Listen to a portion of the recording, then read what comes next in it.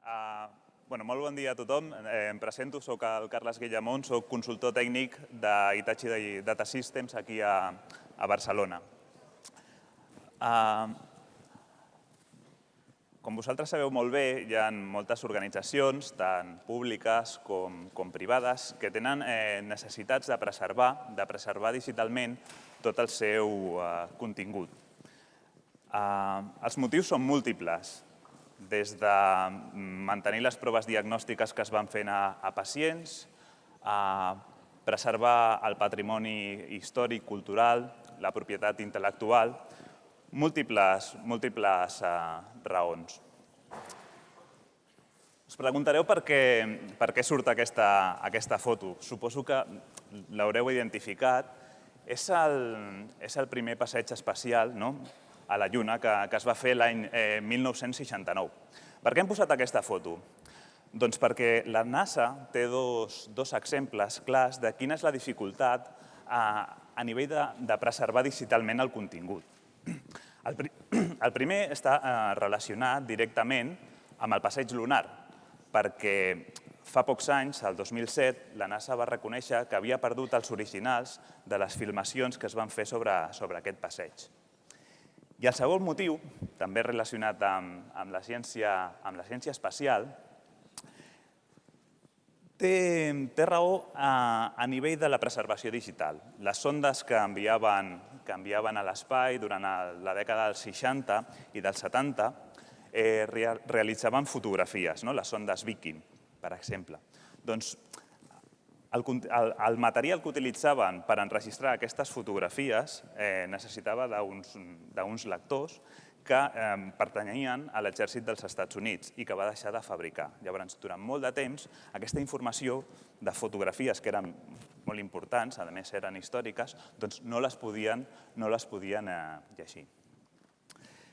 L'objectiu de la presentació, com posava el títol, roman sobre quins són els reptes que se'ns presenten quan fem una preservació digital del nostre contingut, des del punt de vista de l'emmagatzemament i des del punt de vista de com podem recuperar, com podem llegir tota aquesta informació que tenim arxivada. I com des d'Hitachi us podem ajudar amb aquests reptes que us presenten. En primer lloc, el tema de la preservació digital és un tema que és molt important i que està molt a sobre de taula en moltes organitzacions. La SNIA, que és una organització que integra els diversos fabricants d'emmagatzemament, va fer un estudi fa uns anys, teniu disponible l'enquesta a la seva pàgina web, on va preguntar a desenes d'organitzacions quines eren les seves necessitats de preservació. El que va sortir d'aquesta enquesta és que gairebé un 70% de les organitzacions deien que tenien que preservar digitalment el seu contingut de forma permanent o més de 100 anys. I si ens fixaven amb el límit de temps a 50 anys, pràcticament el 80% de les organitzacions tenien aquests requeriments de preservació digital del seu contingut. Què és el que està implicant això? Doncs que durant les últimes 2 dècades el creixement del volum de les dades que tenim que emmagatzemar i protegir i preservar durant molts anys està creixent de forma exponencial. De fet, si parleu amb els vostres companys d'informàtica, doncs aquest és un tema que preocupa com es fa la preservació de les dades. Fixeu-vos una cosa. Per exemple, l'Agència Federal de Registres dels Estats Units va redactar un article de quina era la quantitat d'informació que tenien emmagatzemada dels últims presidents dels Estats Units. Clinton, que va estar a la dècada dels 90 com a president, tenia 3 terabytes d'informació. 3 terabytes d'informació equival a 3 vegades la capacitat del disc dur que jo porto sempre amunt i avall. O sigui, realment és molta informació, però podríem considerar, no està mal, no? President Bush, que va estar a la presidència també durant 8 anys, a la dècada de 2000 a 2009, té emmagatzemada 146 terabytes. O sigui, hi ha un creixement vertiginós. I president Obama, que encara no ha acabat la seva presidència, el creixement ja és totalment exponencial. Necessitaríem més de 2.000 d'aquests discos per emmagatzemar tots els registres, tota la documentació, tots els vídeos, tots els àudios que hi ha referents a la seva presidència. Doncs nosaltres ens hem permès fer una mena d'aproximació local.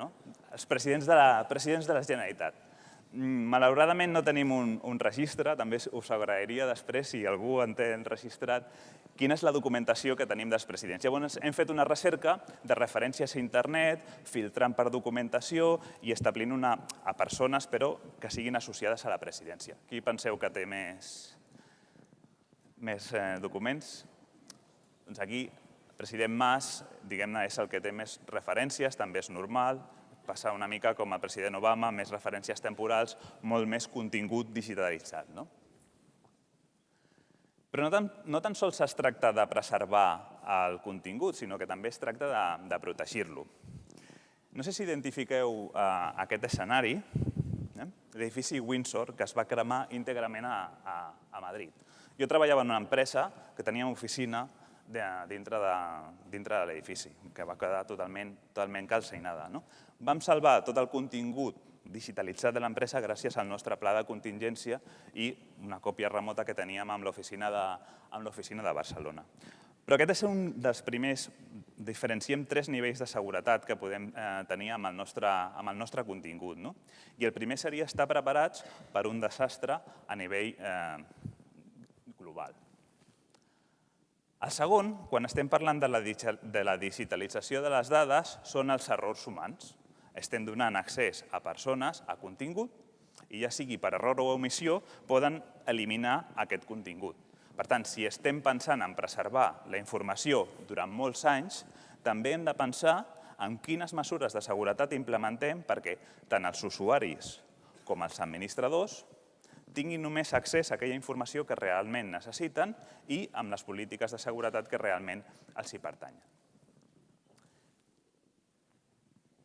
I després el que nosaltres anomenem pèrdues parcials. Pèrdues parcials d'informació, pèrdues que potser no ens adonem que succeeixen, però com estem parlant de digitalitzar informació que tenim que preservar durant 50 anys, potser al cap de 10 anys ens adonem que part de la informació està malmesa.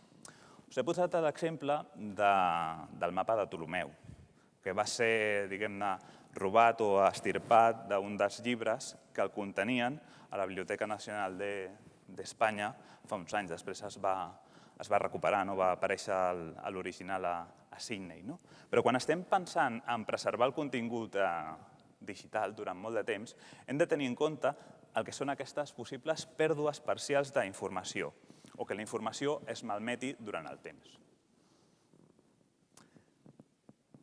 I quan parlem de preservació digital, doncs una de les coses que hem de tenir present és com ens afecta la tecnologia. Què diem? La tecnologia sempre queda obsoleta, li podríem donar la volta. Podríem dir, la tecnologia sempre avança d'una forma molt ràpida, però tanmateix, quan estem parlant de la preservació, això és un repte afegit que se'ns presenta. No sé, penseu, per exemple, amb els últims, ja no he posat els últims smartphones, però amb els últims 10 anys, quants d'aquests aparells tecnològics heu tingut? Quants d'aquests mòbils heu tingut? És vertiginós. Com ha evolucionat el que seria el contingut analògic respecte al contingut digital. I després, una de les grans avantatges quan tenim digitalitzat el contingut és la seva difusió. Sempre m'ha cridat l'atenció, no sé si identifiqueu la imatge, però és la imatge de l'Arca Perduda d'Indiana Jones. Ja sé que Indiana Jones precisament no és un personatge que es caracteritzi per el respecte a la preservació de les coses i del patrimoni, però sí el fet que després de totes les aventures entreguen a l'Arca, l'Arca es difumina amb un gran... es difumina. Doncs la preservació digital el que ens permetrà fer és publicar aquesta informació, posar-la a l'abast d'investigadors, d'analistes, de forma que la puguin explotar. I per últim, a nivell de consideracions, seria com facilitar les recerques de la informació. Tenim un gran contingut, tenim molts silos d'informació digitalitzada, com realment la podem explotar, com li podem donar a l'abast dels investigadors perquè treballin sobre ella. Doncs aquí és on entrem, on ens podríem ajudar nosaltres. A Hitachi tenim un sistema d'emmagatzemament que es diu Hitachi Content Platform, o HCP, que és un sistema pensat, dissenyat específicament per la preservació del contingut digitalitzat a llarg plaç o a molt llarg plaç. Quines són les seves característiques principals? La primera és que fa una gestió intel·ligent del contingut i és capaç de separar el que és el contingut real que volem preservar del que és l'aplicació, el gestor documental, que és el que ens dona el workflow o els nivells que l'usuari interaccioni amb la documentació o amb el contingut que tenim preservat. El segon és una protecció activa, de forma que no ens tinguem que preocupar perquè el contingut sempre estarà protegit. El tercer és una preservació evolutiva, és a dir, la tecnologia sabem que evoluciona i, per tant, ens tenim que anar preparant pels canvis. Doncs que el propi sistema, ja integrat dintre de la seva filosofia de treball, permeti fer aquestes evolucions tecnològiques sense que siguin disruptives per l'usuari o pel contingut. I després una difusió avançada. Doncs ja que hem fet un gran esforç en digitalitzar tot el nostre contingut, doncs que sigui fàcil el fet de difondre'l i el fet d'obrir les portes a que el públic en general o particular el pugui consultar. Per què una gestió intel·ligent del contingut? Nosaltres el que treballem, independentment de si hi ha un gestor documental per sobre o una aplicació d'una base de dades que gestioni el contingut, treballem amb objectes. Què és un objecte? Doncs és un fitxer, ja sigui qualsevol tipus de document, ja sigui un vídeo, ja sigui un àudio, al que li posem una capa de metadades. Aquesta capa de metadades el que ens permetrà és, per exemple, tenir significat semàntic sobre quin és el contingut que hi ha en el fitxer. Per exemple, una fotografia, doncs és molt important el fet de la preservació, però la imatge de per si no en dona res a no ser que la visualitzi. Les metadades el que ens permetran és saber qui surt a la fotografia, qui va fer la fotografia, on es va fer la fotografia. Després, a nivell d'agrupació lògica, el fet de poder relacionar diferents fotografies i crear una col·lecció. I després, a nivell d'indexació, trobar o recercar la informació el més ràpidament possible sense, per exemple, tenir que rellegir tot el que és un document. I després, les pròpies metadades, els que ens afegeixen, és una capa de poder gestionar el cicle de vida de la informació. Aquesta foto, després que el ministre Arias Cañete digués que la data de caducitat ja no era la data de caducitat, sinó que era la data de preservació, doncs potser ha perdut una mica el sentit. Però sí que les metadades ens permeten saber, quan ingestem un fitxer dintre de l'HCP, dintre de la plataforma, quant de temps l'hem de retenir, com l'hem de retenir, qui serà qui tindrà accés a aquest contingut, i tota una sèrie d'informació que ens permet gestionar l'objecte sense necessitat de tenir l'aplicació de gestió documental. I a més, el que ens permet és que diverses aplicacions puguin ingestar amb sectors diferents metadades, tot i que qualsevol de les aplicacions que ingesta les metadades pot consultar el global de les metadades, podem tenir diferents aplicacions que ens les ingestin. Per exemple, si ens fem una prova diagnòstica en una mútua, el que ens fa la radiografia, és el servei d'atenció sanitària, ingesta unes metadades.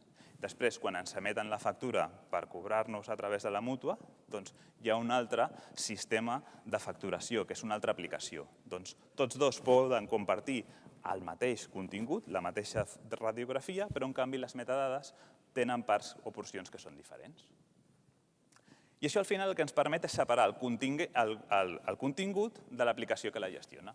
Veieu aquí, per exemple, en una situació normal, el gestor documental és el que té el contingut i el que té les metadades embebides dintre l'aplicació. El contingut és depenent del sistema que està gestionant la informació i que està donant el flux de funcionament als usuaris. En el nostre cas, el que podem fer és, quan ingestem informació dintre de l'HCP, el contingut estàtic el protegim sota el nostre sistema i, a més també, afegim les metadades del gestor documental. D'aquesta forma, si en un moment determinat tenim que fer una migració del gestor documental perquè ja no ens serveix, perquè ja no ens dona suport, perquè volem més funcionalitats, és simplement tan fàcil com afegir el nou sistema de gestió documental i traspassar-li les metadades que tenim a l'Hitachi Contemplator. Les dades es queden on estan. No tenim que fer un procés de migració costós, perquè moltes vegades estem parlant de milers i milers o milions d'objectes i en quantitats molt grans d'informació. Per tant, el traspàs és molt simple i molt senzill. La segona part és la protecció activa. Per què una protecció activa?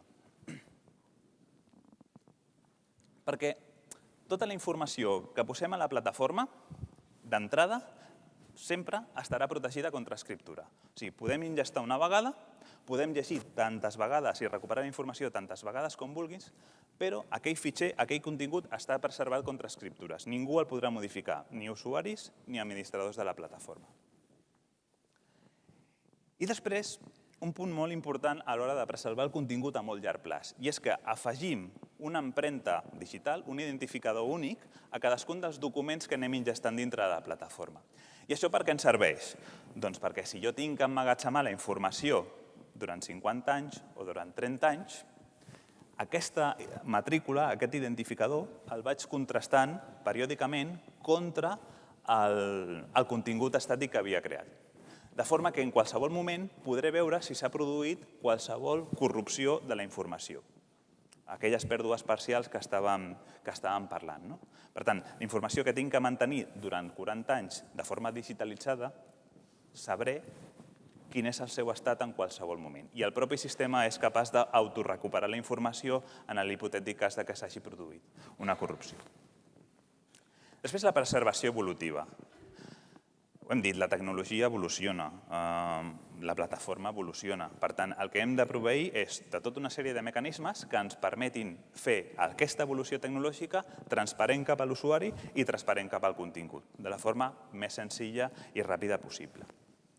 Després, una cosa molt interessant, ja no des del punt de vista d'on estem emmagatzemant, sinó dels nostres usuaris. Qui està consultant la informació? Posàvem un exemple. Jo tinc un contingut que el vaig guardar en WordPerfect. A dia d'avui, segurament no podré recuperar aquest WordPerfect, no el podré llegir, a no ser que tingui un PC un PC antic, amb el software antic, i que pugui llegir aquesta informació. El que ens permet l'HCP és tenir visors. Visors que ens permeten recuperar qualsevol, hi ha fins a 700 tipus de formats, de fitxers, per exemple, entre ells un WordPerfect, on encara que l'usuari final no tingui el client amb el que va insertar la informació, la pugui recuperar i la pugui visualitzar en format HTML. I després, difusió avançada. És un sistema que està pensat perquè els usuaris, tant si són de consulta com si són ingestadors d'informació, puguin accedir a través d'internet. Per tant, jo puc tenir grups d'usuaris o puc tenir processos de digitalització interns a la meva entitat o a la meva corporació i després puc tenir diversos grups d'usuaris, inclús utilitzant smartphones, que poden accedir al contingut que he ficat amb l'HCP. De forma que puc treballar amb el format de núvol. I quan parlàvem de la cerca, es deien, si tenim molt contingut i estic utilitzant gestors documentals diferents, al final no deixo de tenir silos d'informació. Què és el que fem nosaltres embebit dintre del propi sistema d'emmagatzemament? Doncs tenir un indexador tant per metadades com per contingut. Quin és l'avantatge respecte al tenir l'indexador o el buscador de continguts dintre del gestor documental? Doncs que puc fer cerques transversals encara que tingui 4 o 5 gestors documentals diferents. O tingui, per exemple, el correu o qualsevol aplicació que estigui ingestant informació a l'HCP. Les búsquedes poden ser transversals i els usuaris podran accedir a la informació en base als permisos o als diferents permisos que tinguin. I, a més, en base a les recerques que es pot anar fent un usuari sobre metadades o sobre el contingut del propi fitxer, es poden publicar via RSS, de forma que qualsevol procés que ingesti fitxers sobre els que tenen contingut sobre els que jo estic interessat, doncs automàticament rebi una alerta i pugui accedir a aquesta informació. I per últim, el que permet també és una difusió del que són les metadades. Si tenim processos, diguem-ne, d'anàlisi que utilitzen les metadades, doncs podem tenir el contingut estàtic, el contingut que tenim preservat, localitzat i centralitzat en un punt, i després poder accedir només de forma remota només a les metadades. Si trobo contingut que és interessant per fer el meu anàlisi o qualsevol tipus d'acció que vulgui fer sobre el contingut, llavors és quan el vaig a recercar. A nivell de casos d'ús, per exemple, us comentava abans l'ANARA, l'Agència Nacional de Registres dels Estats Units. Per què utilitzen l'HCP? Doncs perquè ells tenen processos d'adquisició de dades i d'ingestes, van carregant sobre una aplicació que genera tota una sèrie de metadades amb la que després preserven la informació i la guarden, l'emmagatzemen a llarg plaç amb l'HCP. Una vegada emmagatzemada l'HCP es passen als processos d'indexació de les metadades i de les dades. I tota aquesta informació es passa cap a un gestor documental que és el que al final gestiona tota la informació que té emmagatzemada l'ANARA de les diferents agències que pertanyen a ella. Per què van escollir l'HCP? Doncs una, per la seva escalabilitat, perquè podien ingestar molta capacitat, a més molt granular, amb molts i molts milers i milions de fitxers, per la seva flexibilitat. I després un altre exemple és l'Arxiu Municipal d'Amsterdam, que és un dels més grans del món. Té 35 quilòmetres d'arxiu històric. I el que fan és, tenen uns processos que també fan la ingesta i després l'emmagatzemen a l'HCP. I després aquesta informació es pot consultar tant en forma local dintre del que és les pròpies instal·lacions de l'arxiu com de forma externa. Per què van escollir la plataforma HCP? Doncs la primera raó va ser per l'autenticació que fèiem de les dades, o sigui, aquesta verificació que podíem fer a llarg plaç. I després també per la seva escalabilitat. Doncs moltes gràcies per la vostra atenció i ara farem el sorteig de l'iPad.